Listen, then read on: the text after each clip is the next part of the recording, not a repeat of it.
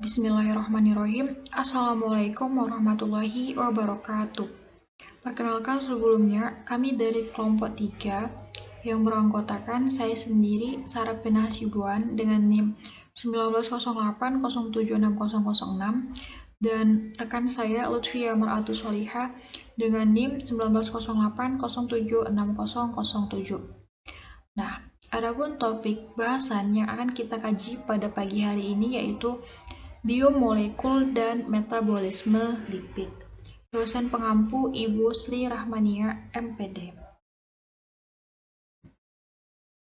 Nah, materi yang akan kita bahas apa saja? Yang pertama itu ada tinjauan lipid dalam Islam, yang kedua itu ada fungsi dan jenis lipid, yang ketiga itu ada oksidasi beta asam lemak, yang keempat oksidasi asam lemak rantai ganjil dan asam lemak tak jenuh, yang kelima itu ada degradasi asam lemak vs biosintesis asam lemak. Oke, untuk yang pertama itu tinjauan lipid dalam Islam. Nah, lipid dari kata Yunani, lipos lemak, dikenal oleh masyarakat awam sebagai minyak organik, bukan minyak mineral atau minyak bumi, yang tersusun dari karbon, hidrogen, dan oksigen. Nah, lipid ini memiliki lebih banyak atom karbon dan hidrogen dibandingkan dengan atom oksigen, dengan perbandingan itu 2:1.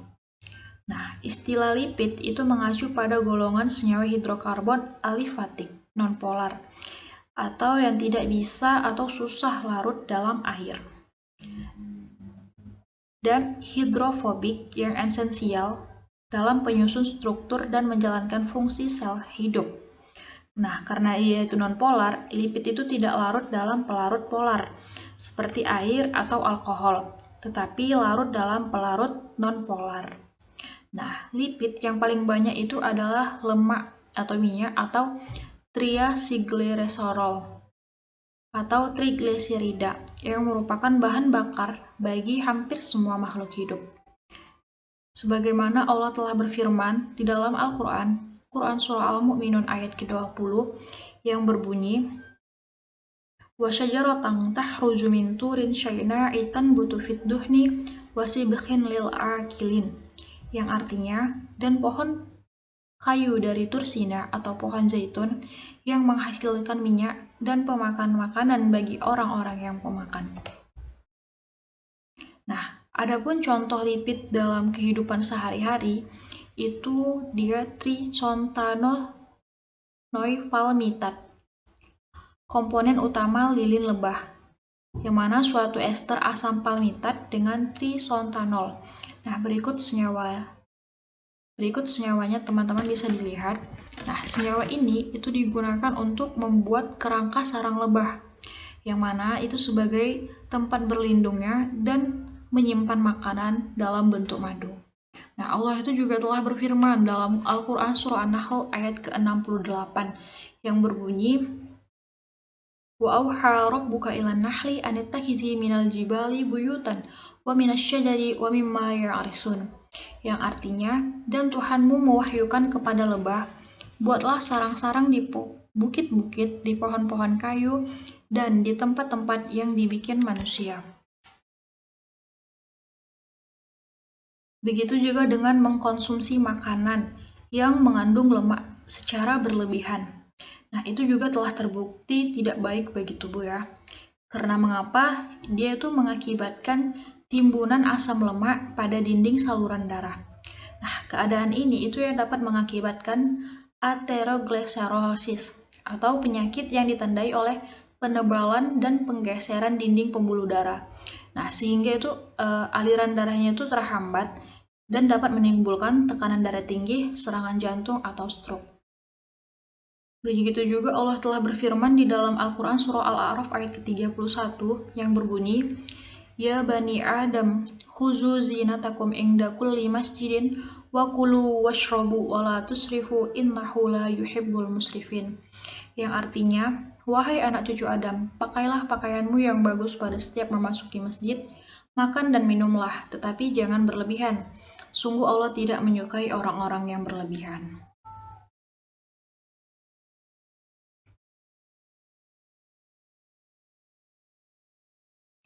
Oke, untuk selanjutnya topik yang kedua yaitu fungsi dan jenis lipid. Nah, lipid itu merupakan salah satu zat yang kaya akan energi yang penting dan dipergunakan dalam metabolisme tubuh. Nah, lipid ini mempunyai fungsi sebagai penghasil panas tubuh, pembentukan dari dinding sel, pelindung organ tubuh, sumber asam lemak esensial, transporter vitamin larut lemak, dan sebagai pelumas. Nah, lemak yang beredar dalam tubuh itu diperoleh dari dua sumber, yaitu dari makanan dan hasil produksi organ hati. Nah, lemak yang disimpan di dalam jaringan adiposa itu berfungsi sebagai insulator panas di jaringan subkutan. Nah, lipid itu diklasifikasikan menjadi dua, apa saja? Yang pertama itu lipid sederhana dan lipid kompleks. Nah, lipid sederhana itu, dia itu meliputi ester asam lemak dengan berbagai alkohol. Contoh lipid sederhana antara lain, yang pertama itu ada lemak. Yang pertama lemak, yang merupakan ester asam lemak dengan gliserol. Yang kedua itu minyak, adalah lemak dalam keadaan cair. Yang ketiga itu wangs, merupakan ester asam lemak dengan alkohol monohidrat yang berat molekulnya tinggi. Nah, berbeda dengan lipid kompleks. Nah, lipid kompleks ini itu merupakan asam lemak yang mengandung gugus-gugus selain alkohol dan asam lemak, seperti fosfolid dan glikolipid. Nah, fosfolid itu adalah lipid yang mengandung suatu residu atau fosfor selain asam lemak dan alkohol. Sedangkan glikolipid itu adalah lipid yang mengandung asam lemak, sphygosine, dan karbohidrat. Nah, lipid kompleks lain juga meliputi sulfolipid, aminolipid, dan lipoprotein. Nah, untuk yang pertama itu kita bahas gliserida. Nah, apa sih gliserida itu? Nah, gliserida itu dikenal pula sebagai ester dari gliserol dan asam lemak, yang mana minyak nabati serta lemak hewani adalah gliserida yang tersusun dan gliserol dan asam lemak. Nah, gliserol ini itu dia memiliki 3 gugus hidroksil fungsional yang dapat terverifikasi oleh asam lemak. Nah, jika hanya satu gugus hidroksil yang terverifikasi itu dinamakan dengan monogliserida. Kalau dua yang terverifikasi dinamakan dengan digliserida. Dan jika ketiga gugus hidroksilnya terverifikasi itu disebut dengan trigliserida. Nah, trigliserida ini disebut juga dengan trigliserol atau trigliserida. Dalam kondisi alam, semua kombinasi tercampur dalam sel. Nah, untuk yang B itu ada asam lemak. Nah, asam lemak ini itu adalah asam karboksilat, yang mana jumlah atom karbon dengan jumlah atom karbonnya itu banyak. Nah, biasanya asam lemak itu mengandung sampai 4-24 atom karbon.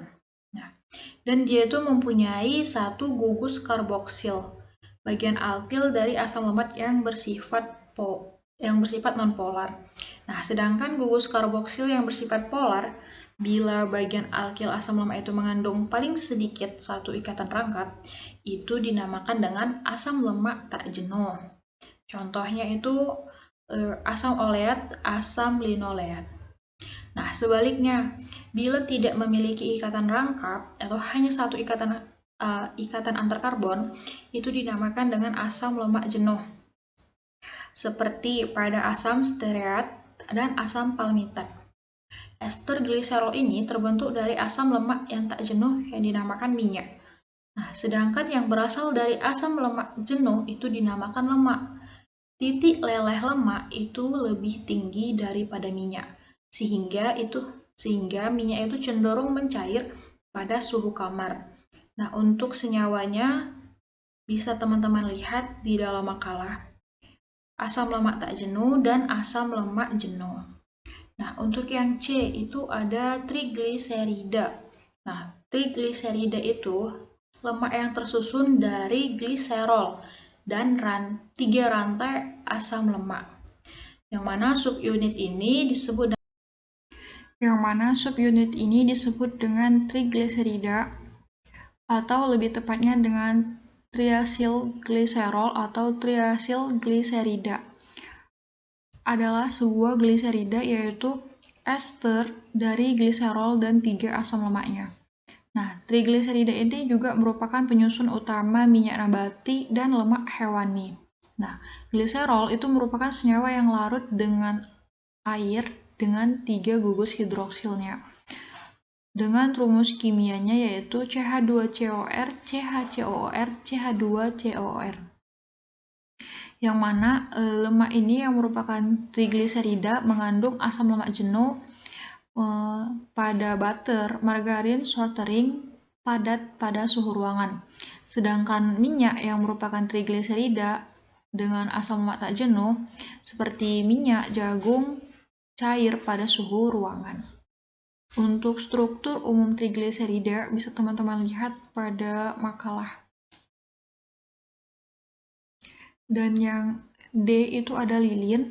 Nah, lilin itu merupakan rantai panjang asam lemak yang disambungkan ke rantai panjang alkohol. Lilin ini bersifat nonpolar, yang mana pada suhu ruangan dia tuh mempunyai titik leleh tinggi kedap air dan tahan degradasi, membentuk lapisan pelindung yang menahan kehilangan air pada tanaman, menjaga kulit dan bulu pada hewan. Yang E itu ada fosfolit. Nah, fosfolit ini mirip dengan lemak netral, yaitu merupakan suatu ester gliserol. Tetapi fosfolit hanya mengandung 2 asam lemak yang terikat pada atom C nomor 1 dan nomor 2 dari gliserol. Sedangkan atom C nomor 3 diesterkan oleh asam fosfat atau sebuah gugus gabungan fosfat dan nitrogen yang telah mengikat gugus alkohol jenis lain, seperti kolin, etanolamin, serin, dan inositol.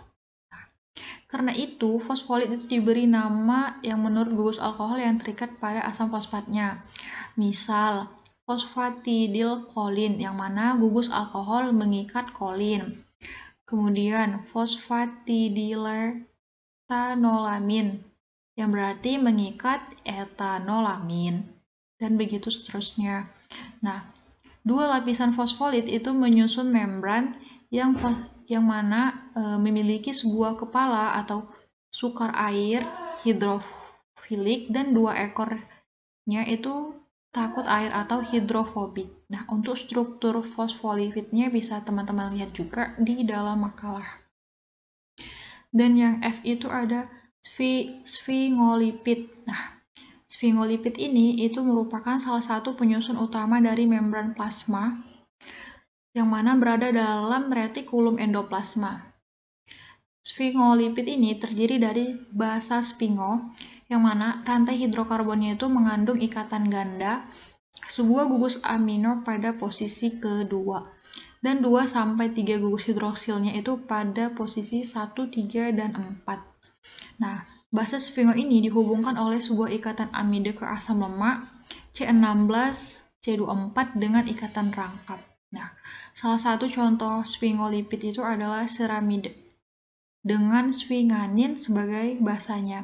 Yang bisa teman-teman lihat pada gambar yang ada di makalah. Nah, pada glukosil sphingolipid ini, gugus terminal hidroksil terikat ke residu glukosa, yang mana metabolit sphingolipid bisa terlibat sebagai sinyal dalam program pematian sel. Nah, untuk yang G, yang terakhir itu ada steroid. Maaf, kurang teman-teman yang di PPT, maaf. Yang terakhir itu ada steroid, yang mana itu berbeda dengan asam lemak netral. Nah, steroid itu dia itu memiliki cincin karbon, yaitu memiliki rangka yang merupakan penyatuan 4 buah cincin karbon yang bervariasi. Nah, rangka karbon dari steroid adalah rangka benzen gabungan 4 buah cincin benzen. Nah, kolesterol itu dari bahasa steroid, yang mana tempat badan kita yang menghasilkan steroid. Nah, kolesterol ini juga merupakan prekursor dari steroid lainnya, termasuk aldosteron dan hormon seks, estrogen dan testosteron yang merupakan hormon seks jantan itu juga disebut dengan steroid.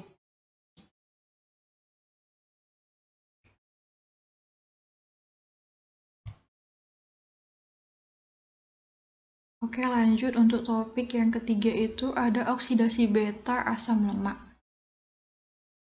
Nah, asam lemak yang berada di dalam sitoplasma itu terlebih dahulu diaktifkan sebagai asil-CoA dengan jalan mereaksikannya koenzim dengan bantuan katalis enzim tiokinase. Nah, pirospat ini terbentuk pada reaksi yang selanjutnya dihidrolisis menjadi fosfat anorganik. Nah, hal inilah yang menyebabkan keseimbangan reaksi mengarah pada terbentuknya asil CoA. Nah, aktivitas asam lemak itu bukanlah suatu proses yang khas untuk oksidasi saja, yang mana pembentukan asil CoA ini dikatalis dengan enzim tiokinase tadi ya. Nah, asil CoA rantai panjang yang terbentuk itu tidak dapat menembus membran dalam mitokondria, sehingga harus ada mekanisme untuk memindahkan asil CoA itu dari luar. Nah, masuk ke matriks mitokondria, tempat terjadinya tahap selanjutnya dari oksidasi beta. Nah, setelah pemindahan asil CoA tadi itu dilakukan oleh sistem transporter karnitin yang terdiri atas enzim-enzim karnitin asil transferase 1, karnitin asil transferase 2, dan karnitin asil karnitin transklokase. yang mana mula-mula asil CoA rantai panjang itu bereaksi dengan karnitin membentuk asil karnitin. Nah, reaksi itu dikatalisis oleh karnitin asil transferase 1 yang terdapat di luar permukaan membran mitokondria. Nah, selanjutnya koenzim yang terlepas tadi itu digunakan untuk aktivasi asam lemak yang lain, asil karnitin yang terbentuk. Nah, dan dapat menembus membran dalam mitokondria dengan bantuan enzim translokase yang terdapat pada membran mitokondria. Nah, sesampainya pada permukaan dalam membran mitokondria ini, asil karnitin dengan katalis asil transferase 2 itu bereaksi dengan CoA. Dengan demikian, asil CoA itu berpindah ke dalam matriks mitokondria. Nah, karnitin yang dibebaskan berpindah kembali ke permukaan luar membran yang itu juga dengan bantuan enzim translokase karnitin asil transferase 1 tadi, atau disebut dengan rate limiting enzyme pada proses oksidasi beta, yang mana mengendalikan keseluruhan rangkaian reaksinya. Nah, untuk strukturnya bisa teman-teman lihat pada gambar 2.6 itu ada oksidasi beta asam lemak. Oke, selanjutnya itu ada pengaplikasian oksidasi beta asam lemak terhadap dampak olahraga ringan pada sel pankreas dan otot rangka sebagai berikut. Nah, penulisnya itu ada A. Langlois, A. Forster, M. Vinget, dan K. Borzagri. Pada tahun 2021 dengan judul Impact of Moderate Exercise on Fatty Acid Oxidation in Pancreatic Beta Cells and Skeletal Muscle. Volumenya itu 44 dengan halaman 1815 sampai dengan 1825. Reviewernya saya sendiri, Sarapina Hasibuan. Nah, pada jurnal ini itu bertujuan untuk menentukan apakah aktivitas fisik olahraga ringan itu merupakan strategi terapi yang baik, dan apakah oksidasi asam lemak atau FA itu merupakan target yang menarik untuk mengobati pasien diabetes, obesitas, dan resisten insulin. Yang mana kita tahu bahwa diabetes tipe 2 ini itu terkait dengan lipotoksisitas. Nah, karena peningkatan sirkulasi asam lemak yang menginduksi resistens insulin otot rangka dan disfungsi sel pankreas. Nah, namun didokumentasikan dengan baik bahwa asam lemak itu sangat penting untuk beberapa seluler seperti exocytos vesicle yang khususnya itu memiliki peran penting dalam regulasi klika homeostasis smear dengan bekerja sama pada sel pankreas dan otot rangka. Nah, asam lemak itu dimetabolisme untuk menyediakan faktor pengatur metabolik RMCVS dan efektori MCVS, EMCVS, RMCV seperti sitrat, NADH, NAD plus malonyl CoA, GTP, senyawa asil CoA rantai panjang, glutamat dan nukleotida adenin yang mendorong sintesis EMCV yang berupa ATP, CAMV, monoaksigliserol, NADPH, ROS, inositol 145, trisfosfat, dan senyawa asil CoA rantai pendek. Nah, EMCVS diketahui memiliki dampak langsung pada sekresi insulin di pankreas beta sel dan pada glukosa penyerapan di otot rangka. Nah, ini itu efek fisiologis asam lemak itu dimediasi oleh 3 proses yang saling bergantung, yang mana oksidasi asam lemak, siklus trigliserida, dan aktivasi reseptor asam lemak yang berpasangan. Singkatnya itu bahwa tingkat oksidasi asam lemak dimodulasi sehubungan dengan intensitas aktivitas fisik ditetapkan dengan baik bahwa latihan olahraga intensitas sedang meningkatkan sekresi insulin dan aksinya. Di satu sisi, pelatihan jangka pendek itu meningkatkan fungsi sel dan secara efisien mengurangi lemak ektopik di dalam pankreas pada pasien prediabetes atau T2D. Nah, selain itu, penelitian yang dilakukan pada T2D ini menunjukkan bahwa latihan intensitas durasi lama tinggi kurang bermanfaat daripada durasi sedang dan latihan intensif, yang mana disarankan bahwa hubungan linear antara dosis latihan dan fungsi sel itu ada pada populasi yang sehat. Latihan intensitas tinggi itu juga memiliki efek negatif pada pola pankreas yang dimana dibandingkan dengan latihan intensitas sedang dengan penurunan presentasi sel per pola pankreasnya, yang mana pada akhirnya itu menunjukkan bahwa dampak olahraga pada fungsi sel itu tergantung pada keadaan fisiologis individu itu sendiri. Yang mana menurut Della F. et al. Itu dia mengamati bahwa peningkatan yang signifikan dalam respon sel dalam kondisi hiperglikemia pada pasien T2D ini terlatih hanya dalam situasi di mana kapasitas sekretori ini yang tersisa sedang. Tidak seperti jika yang terakhir rendah, yang mana mengakibatkan mempertimbangkan semua data yang mana bahwa intensitas latihan itu harus disesuaikan dengan fungsi status kesehatan pasien. Bahwa latihan fisik sedang itu lebih cocok untuk meningkatkan fungsi sel pada pasien diabetes. Nah, bisa teman-teman lihat pada gambar 2.8, ini merupakan dampak olahraga ringan pada sel pankreas pada pasien dengan gangguan metabolisme. Yang mana kita fokus pada oksidasi asam lemak, itu fungsi selnya dan kelangsungan hidup dalam sel.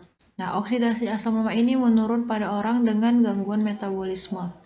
Nah, selain itu, aktivitas fisik itu dapat meningkatkan kontrol metabolisme mereka. Namun, olahraga ringan itu tidak memungkinkan untuk mengembalikan oksidasi asam lemak fisiologis meskipun ada peningkatan fungsi sel dan kelangsungan hidup pada pasien diabetes.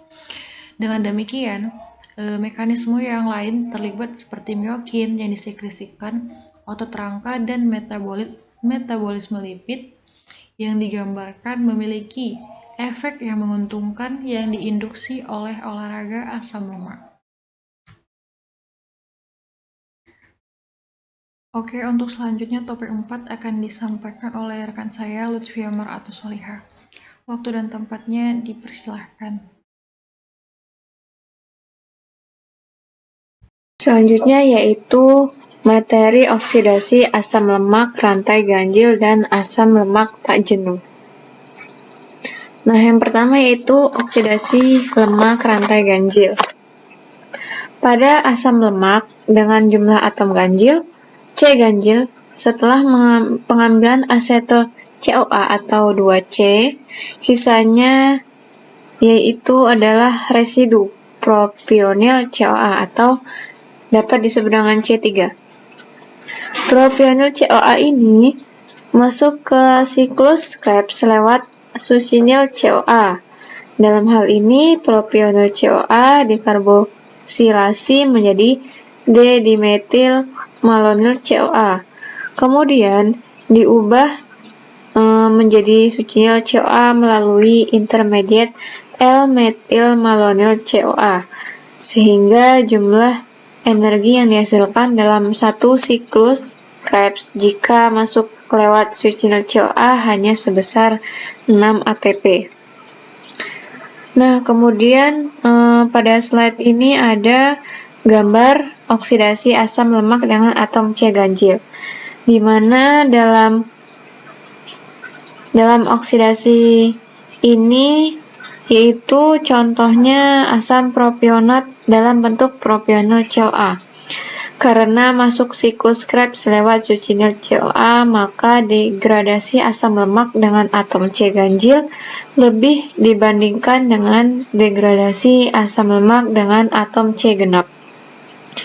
Hal ini sangat penting dalam memberikan konsumsi pada seseorang atau makhluk hidup yang membutuhkan energi yang cepat, misalnya pada orang yang mengalami Eskimo. Nah, asam lemak memiliki jumlah karbon ganjil, merupakan spesies yang sangat jarang.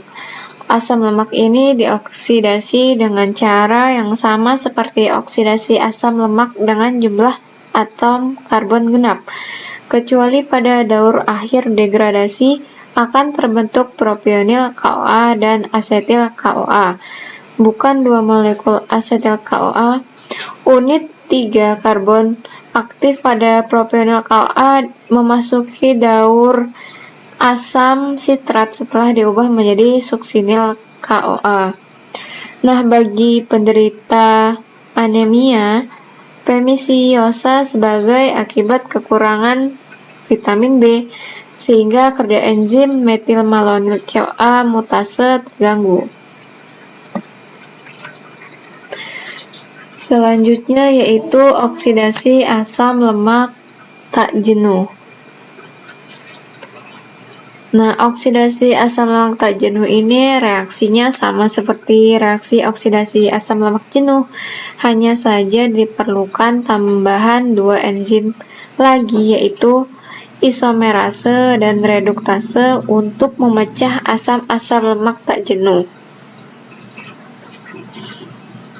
Nah, oksidasi asam palmitoleat atau asam lemak C16 yang memiliki ikatan rangkap antara C9 dan C10 ini diaktifkan dan diangkat melintasi membran dan mitokondria dengan cara yang sama dengan asam lemak yang jenuh. Nah, asam lemak tak jenuh di alam, misalnya yaitu asam oleat, mempunyai ikatan rangkap pada konfigurasi cis, karena pada beta oksidasi enzimnya spesifik untuk enonil CoA dengan konfigurasi trans. Maka diperlukan enzim enonil CoA isomerase sebagai pengubah konfigurasi cis menjadi trans. Adapun mekanisme oksidasi asam lemak tak jenuh berlangsung sama seperti beta oksidasi untuk asam lemak tak jenuh, karena terdapat satu ikatan tak jenuh, maka proses degradasinya asam lemak tak jenuh mengalami satu mekanisme reaksi tambahan, yaitu reaksi isomerasi bentuk cis ke trans yang dikatalis oleh enzim enonil CoA isomerase. Slide selanjutnya yaitu oksidasi asam lemak tak jenuh pada asam oleat, di mana oksidasi ini membutuhkan tambahan enzim enonil CoA isomerase untuk mereposisi ikatan rangkap dari cis ke isomer trans sebagai intermediate normal pada oksidasi. Nah, adapun pengaplikasian oksidasi asam lemak tak jenuh pada jurnal yang saya ambil yaitu penggunaan temulawak, minyak lemuru tersabun, dan minyak zaitun terhadap komposisi asam lemak daging sapi sebagai berikut. Nah, judulnya yaitu penggunaan temulawak, minyak lemuru tersabun, dan minyak zaitun terhadap komposisi asam lemak daging sapi. Jurnalnya yaitu Jurnal Agroindustri, volumenya 4 dan halamannya 31-39. Bulan dan tahun terbitnya yaitu Mei pada tahun 2014. Penulisnya yaitu Sawitri Kadarsih dan reviewernya yaitu saya sendiri, Lutfia Maratus Soleha, dengan NIM 1908076007. Nah, pada penelitian di jurnal ini bertujuan untuk mendapatkan daging sapi yang mengandung asam lemak tak jenuh, sehingga dapat meningkatkan kesehatan tubuh dan kecerdasan bagi yang mengkonsumsinya. Rancangan penelitian menggunakan RAL dengan 3 perlakuan. Masing-masing setiap perlakuan digunakan yaitu sebanyak 4 ekor sapi Bali dengan kisaran umur 1,5 sampai 2 tahun. Pasta temulawak disediakan dicampur dengan konsentrat P1 yaitu kontrol, P2-nya minyak lemuru tersabun 6%, minyak zaitun 1%, dedak padi 37,30%, dan jagung 62,70%, KLK 7%, pasta temulawak 100 gram. Dan P3-nya yaitu ada lemuru tersabun 8%, minyak zaitun 2%, dedak 37,30%, jagung 62,70%, dan KLK 7%, pasta temulawak 200 gram. Sehingga data yang diperoleh dianalisis secara kualitatif. Nah, dari penelitian yang telah dilakukan menunjukkan bahwa komposisi asam lemak jenuh pada daging sapi mengalami penurunan dan terjadi peningkatan asam lemak tak jenuh yaitu asam linoleat atau omega 6 dan asam linolenat yaitu omega 3, asam deikosaheksa dan deikosapenta. Penelitian dalam jurnal ini bertujuan untuk mendapatkan daging sapi yang mengandung asam lemak tak jenuh, terutama pada omega 3 dan omega 6.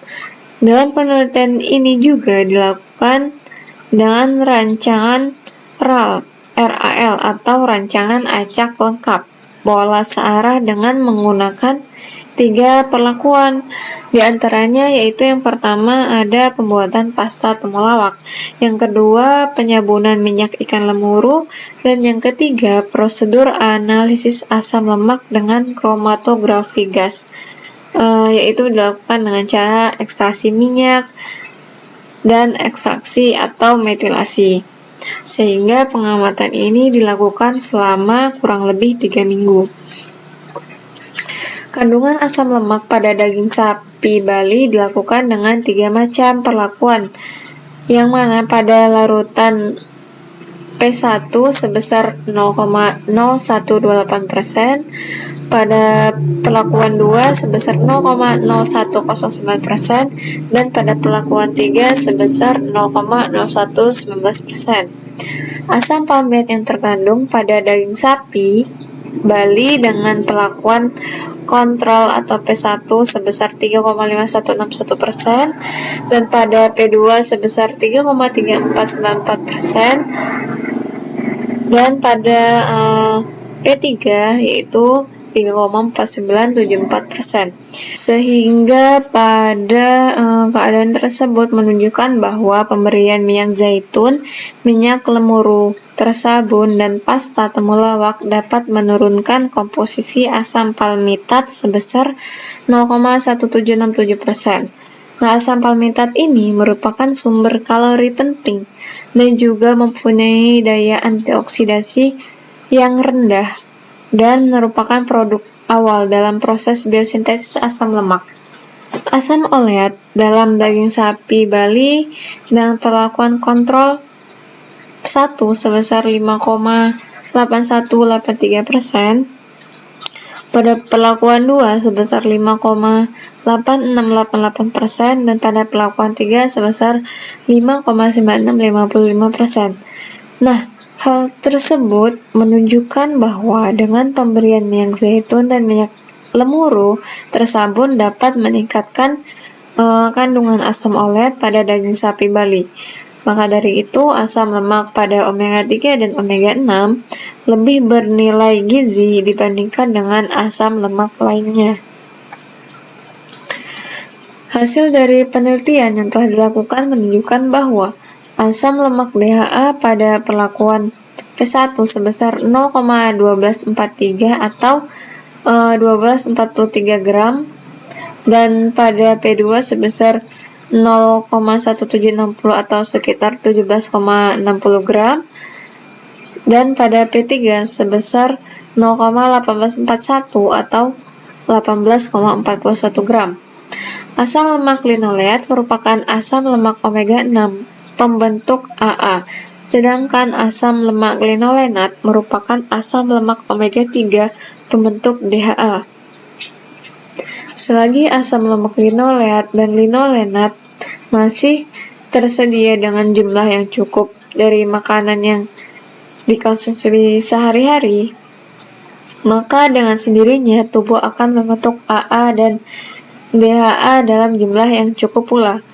Dapat disimpulkan bahwa dalam penelitian ini, inovasi pakan berupa pemberian pasta temulawak, minyak lemuru tersabun, dan minyak zaitun mampu meningkatkan kandungan asam lemak tak jenuh pada daging sapi Bali.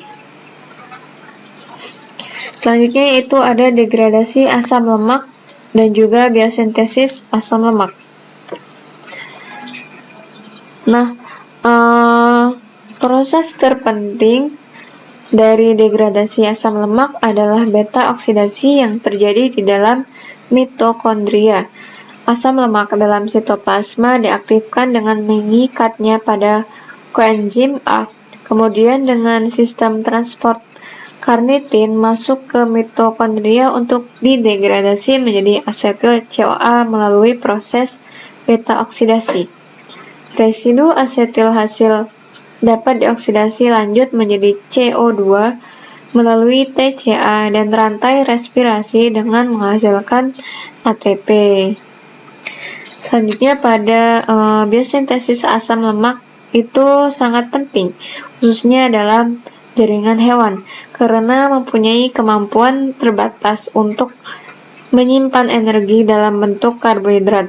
Proses ini dikatalsis oleh asam lemak sintase, suatu multienzim yang berlokasi di sitoplasma. Biosintesis asam lemak dari asetil koenzim A terjadi di hampir semua bagian tubuh manusia, terutama dalam jaringan hati, jaringan lemak, dan kelenjar susu. Biosintesis ini berlangsung melalui mekanisme yang dalam beberapa hal berbeda dengan oksidasi asam lemak. Nah, secara keseluruhan biosintesis asam lemak ini terbagi menjadi 3 tahapan. Yang pertama yaitu pembentukan melonil koenzim A dari asetil koenzim A. Tahap kedua, pemanjangan rantai asam lemak sampai terbentuknya asam palmitat secara kontinu dengan tiap kali penambahan. Dan tahap yang ketiga yaitu pemanjangan rantai asam palmiat secara bertahap tergantung pada keadaan dan komposisi faktor penunjang reaksi di dalam sel. Selanjutnya yaitu ada perbedaan jalur degradasi asam lemak dan biosintesis asam lemak. Yang pertama itu pada lokasinya. Pada degradasi terjadi di dalam matriks mitokondria, sedangkan pada biosintesis terjadi di sitosol. Nah, untuk bentuk senyawanya, pada degradasi terikat secara kovalen pada koenzim A atau KUA, sedangkan pada biosintesis terikat secara kovalen pada karir gugus asli yang dinamakan ACP atau acyl carrier protein. Pada enzim-enzim yang terlibat di degradasi tidak berasosiasi, sedangkan pada biosintesis berasosiasi dalam sebuah rantai polipeptida yang dinamakan fatty acid sintase. Selanjutnya pada kebutuhan oksidator atau reduktornya, pada degradasi memerlukan senyawa oksidator yaitu NAD dan FAD, sedangkan pada biosintesis memerlukan senyawa reduktor yaitu NADPH. Nah, sekian presentasi dari kami. Kurang lebihnya mohon maaf. Wassalamualaikum warahmatullahi wabarakatuh.